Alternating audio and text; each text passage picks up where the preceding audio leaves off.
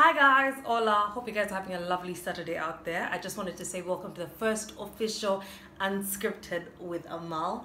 I call it the first official because last week I think I was just doing an introduction about myself and talking about what we would be talking about. I like to use we a lot because honestly I feel like it's a you guys and me thing. It can't be me alone. I can't be talking to myself. Hopefully I'm never talking to myself. Today is basically going to be a deeper introduction about myself. One thing that I didn't even mention last week is I'm from Uganda and I'm living in Lagos, Nigeria. So I wanted to talk about how, you know, my movement from Uganda to Lagos, Nigeria was, because I'm pretty sure the moment I said it, those of you who don't know me are like, how? Girl, how? Why? All those questions. Every time I meet someone new, there's always a question. So I thought I would start with that and talk about my journey from Lagos to Camp. I really wanted to use that from Kampala to Lagos. One of the questions that is frequently asked whenever I say I'm from Uganda and I'm living in Lagos, people usually ask me, did you always know you wanted to move to Nigeria after school? And the answer is no. If you had come to me 5 years ago and you had said, do you know you're going to be living in Lagos? I'd have said no, absolutely not. I didn't think about, not that I loved Lagos, I really did. But it wasn't in my plan. It wasn't even my plan to go to America. It wasn't, my plan was Uganda because my family is there. Now, you know, 2016, beginning of 2016, I was on a couch and I was going through my Instagram and I was looking at people I admire, their clothes, the Gucci, the Balenciagas, the nice hair, which ironically I don't even wear hair now that I'm in the city of hair. Yeah, all of that, everything that I admired about people like the Tiwa Savage, the Toke Makinwa, everybody, there's so many people I admired. And then there was one thing that came to my mind. I was like, wait, everyone I admire is from Nigeria and from Lagos, Nigeria, every single person. And, you know, then I went to look at that time, I will say at that time I had a crush on Olamide. I know there's a song of his, I don't know if it's called Abijawara something. It came out about the time and I used to caption all my pictures Abijawara, if that was a song. I do not know what that song means. I had a humongous crush on him, like a whole crush on him.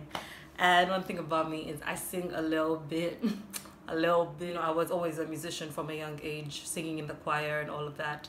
So it all came, like, honestly, it was all like in a spiral of like seconds. So I'm like, I admire Toke Makinwa, I admire Tiwa Savage, I'm in love with Olamide, all of them from Nigeria. So in my mind I go like, why don't I move to Nigeria? I have a phone in my hand. So I started looking for record labels since that's the only thing I can do.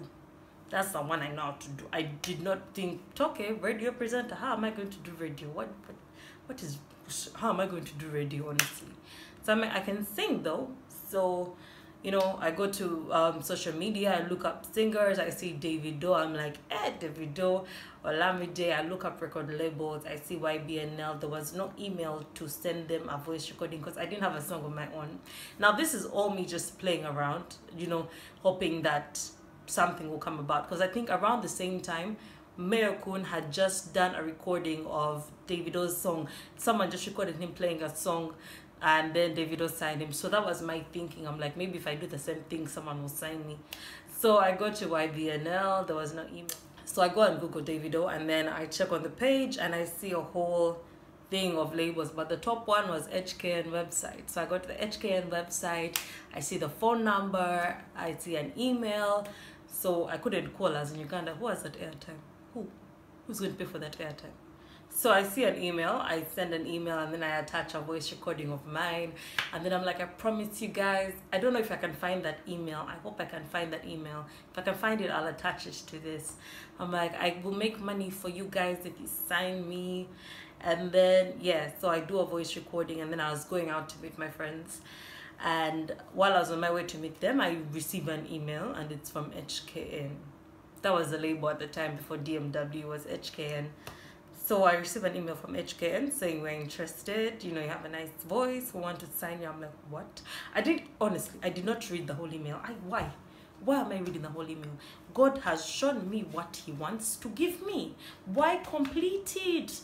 Enjoy, be happy. You are rich, dear. I went to meet my friends, yeah. I don't know But I know that everything that was in my life, my net worth, I spent it that night.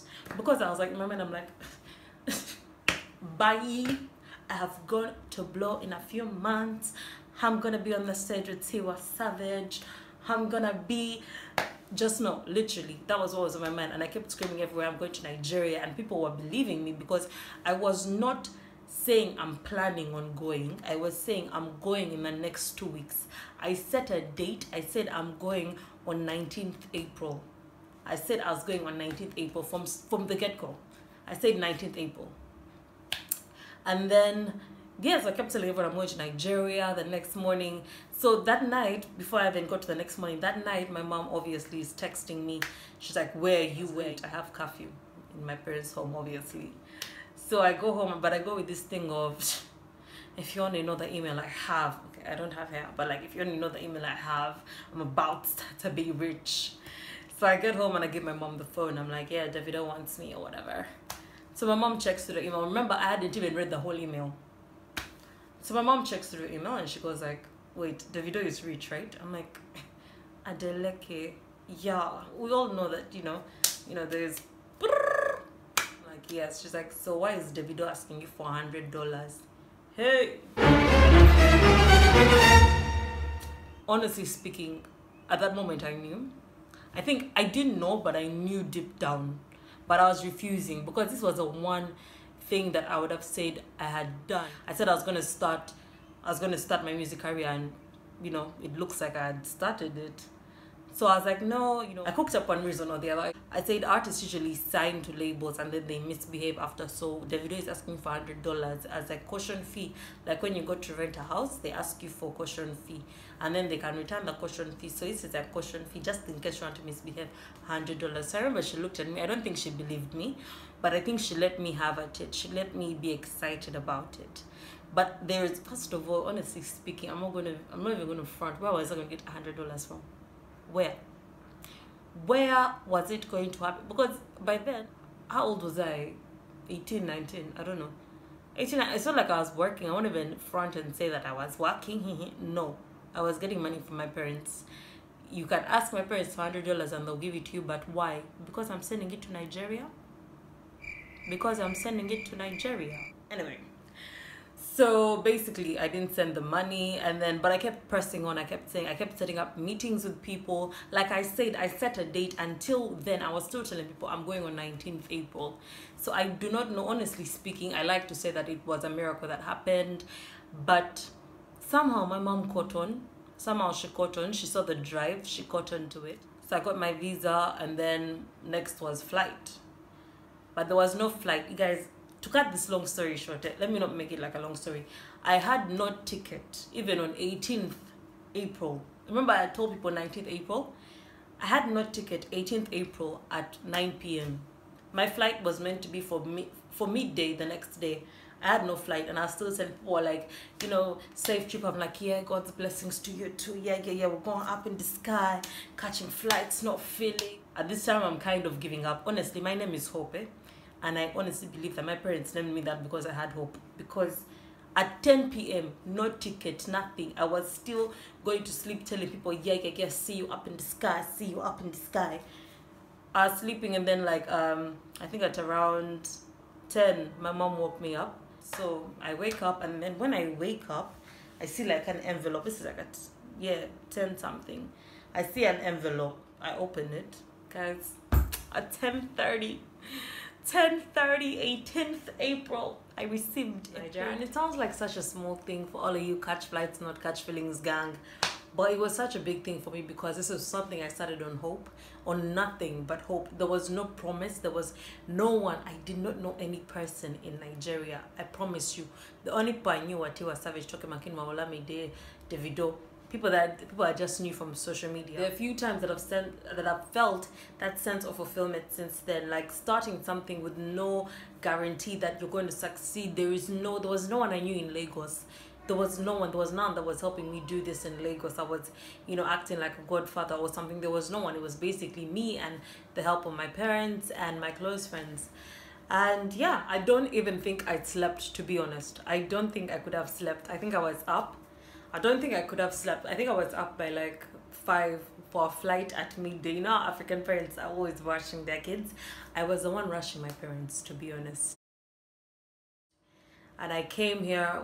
I remember I came like in full. I don't know where I thought I was going. I don't know who told me that Nigeria is cold, but someone told me that Nigeria is a cold country. So I came, jeans, what, denim jacket, bags. Guy, from the aeroplane, I started taking off clothes. Honestly, I couldn't do it. But yes, so I came here. I think I came here for 1 week. I looked at the life. I saw it was something that I wanted to do. It was something that I wanted to pursue, and it was a career. I didn't even know the career I was chasing. At the time, it was music, to be honest. It was music that I was chasing, that I really wanted.